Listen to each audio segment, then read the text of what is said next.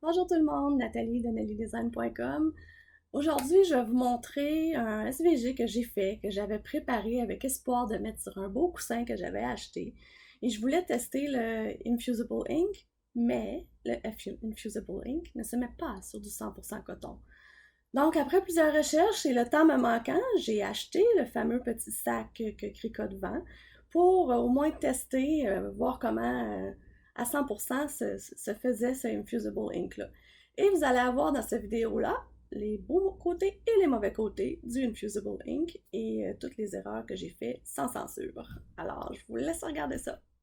Le sac que je me suis procuré est un sac 14 par 14 de Cricut. Et comme ma Easy Press mesure 9 par 9, je ne peux pas utiliser un dessin plus grand que 9 par 9. Donc 9 par 9 sur un sac de 14 par 14, ça fait bien. Le rouleau d'Infusible Ink vient dans une boîte et ensuite dans un sac en plastique noir. C'est vraiment que l'Infusible Ink, il ne faut vraiment pas le laisser entreposer à la lumière. Donc, assurez-vous de le remettre dans son sac de plastique noir et dans sa boîte pour ce que vous n'avez pas utilisé. Et je l'ai coupé pour avoir la grandeur de ce que j'avais besoin. Donc, j'avais un petit peu moins qu'un pouce en largeur, puis moins en hauteur, là. C'est très, très rigide comme papier aussi, mais ça s'applique bien quand même sur le tapis. Donc, une fois coupé, là, vous allez voir, c'est l'erreur que j'ai fait. Je fais toujours ça, je coupe un petit coin, puis j'enlève, je weed le reste. Ça va super bien, sauf qu'il ne faut pas oublier d'enlever le petit coin. Et c'est ce qui m'est arrivé, j'ai oublié d'enlever le petit coin que j'avais coupé.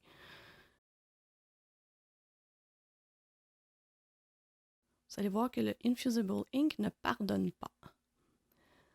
Ça s'enlève quand même super bien. Puis on voit mon petit coin qui est resté en haut à gauche, mais que moi, je n'avais pas vu.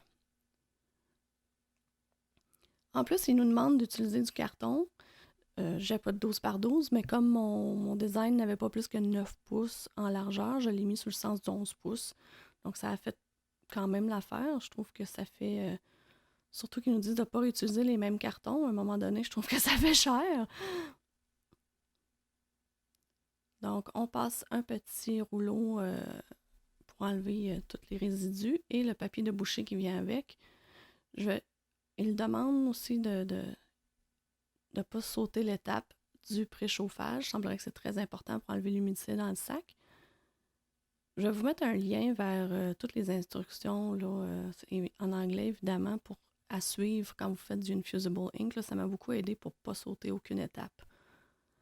Donc, le papier de boucher aussi, il demande de ne pas le réutiliser. Et ça, c'est pas facile à trouver, spécialement au Canada. Je vais vous mettre le lien de celui que j'ai trouvé sur Amazon, qui est pas mal le moins cher, mais ça reste qu'il faut acheter un rouleau à 35 $. Donc, en pressant, c'est très, très important de ne pas bouger. Et là, ce qui est long, c'est qu'il faut attendre. Et voilà, mon petit coin que j'avais oublié. Il n'y a rien à faire. Si ça avait été du vinyle, je me serais dépêchée à l'enlever, à l'arracher. Ça aurait probablement plus pardonné. Mais là, ça ne pardonne pas. Quand même, je voulais vous montrer que c'est possible d'ajouter du vinyle par-dessus, même si on a fait du Infusible Ink. J'ai utilisé la feuille de protection de Cricut et j'ai chauffé le vinyle comme le disait dans le Heat Guide.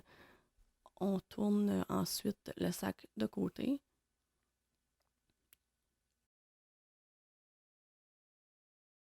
Au cas où l'encre transférerait sur mon tapis, j'ai mis les cartons entre les deux, mais ça n'a pas transféré. Donc voilà. Là, je me suis dit, tant qu'à avoir scrappé un sac, je vais au moins essayer d'avoir un beau côté. Donc, je vais réessayer de l'autre côté. J'avais plus assez grand de papier carotté, fait que j'ai pris le papier noir. La feuille de transfert noir est assez spéciale, elle a l'air brune. Puis j'ai fait un petit nez en carotté. J'ai retiré le petit rond en carotté de sa feuille de transfert et je l'ai inséré dans l'autre feuille de transfert pour faire les deux en même temps. Là, je vous saute toutes les étapes, mais j'ai suivi exactement les mêmes étapes que auparavant. Donc, avec une nouvelle feuille de papier à boucher, on recommence. Et là, il faut tout le temps attendre que ça soit complètement refroidi avant d'enlever. C'est ce que je trouve infiniment long. Et pour une autre fois, j'ai encore manqué quelque chose. Je ne suis pas sûre. Je pense que j'ai peut-être bougé un petit peu. Le noir n'a pas transféré uniformément. Alors, c'est déjà tout pour ce test d'Infusible Ink. Je vous invite à aller voir sur mon blog. J'ai fait un tableau comparatif des pour et des contre d'utiliser du Infusible Ink. En tout cas, c'est selon mon opinion. Donc, vous pouvez faire la vôtre par la suite et voir si vous êtes prêt à l'essayer vous aussi. Et sinon, on se voit dans 2 jours. Ça va être le dernier défi des 12 bricots de Noël. À dans 2 jours. Bye!